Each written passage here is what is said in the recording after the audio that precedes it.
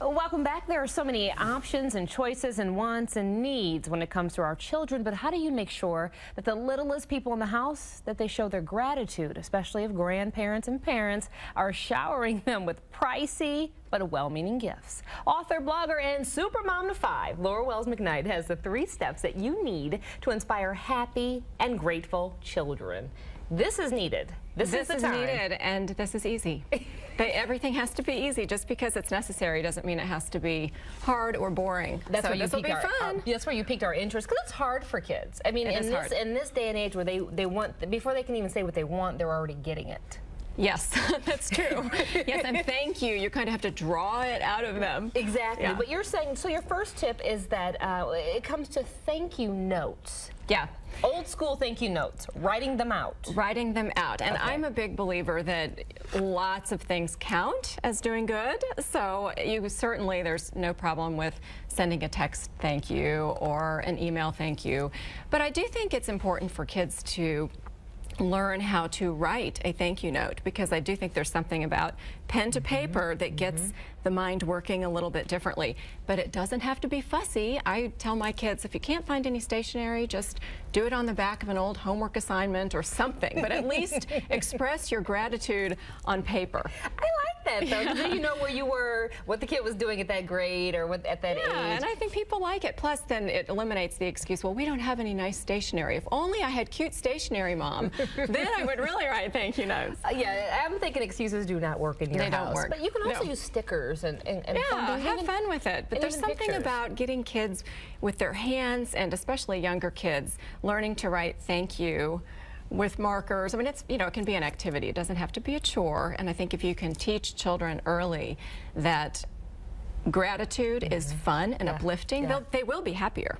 Should you allow them to make mistakes, though, as a parent? Should you want to say, no, correct that, spell that correctly, or just kind of let them do their thing? That's a great question. I think it depends on how much time you have.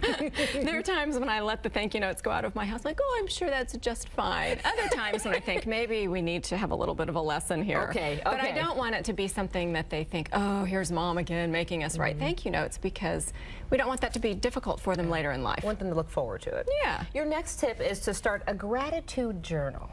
Yes, a gratitude journal. And again, this is one of those things that you don't necessarily have to have a separate notebook, but nice. In fact, this picture is of my daughter writing in the school directory, which I said, that counts too. If you're missing paper, that's right. You can pull out anything. But just to jot down with a pen and some kind of paper every day something you are grateful for. And what do you think that does, not only for the child, but also for the parent or the grandparent involved? Well, you learn a lot when you hear what your children are grateful for. And it's touching. I think you get as much out of it as a parent as the children do in writing it. And they get a lot out of it too, having to reflect on it. It sometimes stops you in your tracks. It because does. We're so stuck on, what we think they want. But their needs are sometimes very minimal. Sometimes they're just grateful that you played ball with them yesterday, and they mean it. And so you learn a lot about what they like from you also. It's also important for your kids to reflect on friendships as they get older. Yes. How do we do this? Little kids, I'm not sure, quite catch on to the value of friendships, and that's really understandable. And as adults, I think we do.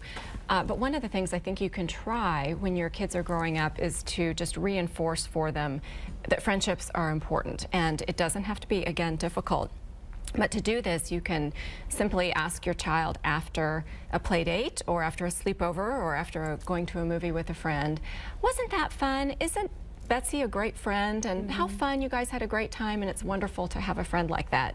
And just getting them to think along those lines. Especially with little girls, because there's roller coasters when it comes to friendships. Yes. So reminding them that you may be fighting now, but you'll be best friends like in 2 seconds. And then if you start this when they're 6, when they're 13, they may not have as many problems with it, I think. This is good to know. And this little things. These are also tips that you always put on your blog that we always love to connect to our website, which of course is kctv5.com. Laura has excellent parenting advice. And just go on our website and then click the Better Casey tab and find out everything you need to know. Thank you, ma'am. You are so welcome. Thank you. Always a pleasure.